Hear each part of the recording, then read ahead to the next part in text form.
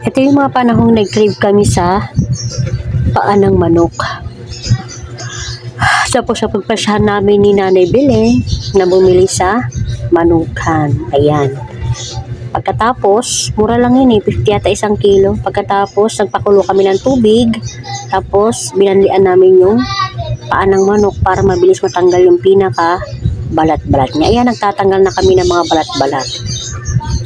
Tapos, ayan, medyo matagal-tagal pa bago namin matapos yan kasi mahirap ng tanggal ng balat, lalo na kung katulad kong hindi biyasa. Ayan, nagpuputol na po ng kuko. Kailangan natin tanggalan ng kuko yung paa ng manok. Ayan. Diba?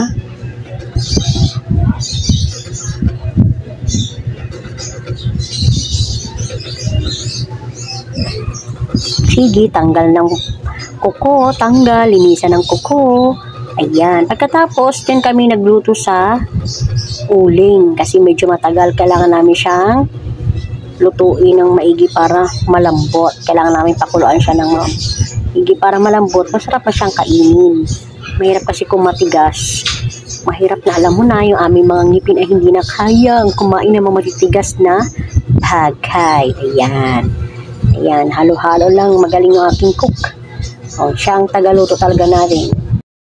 Thank you for watching.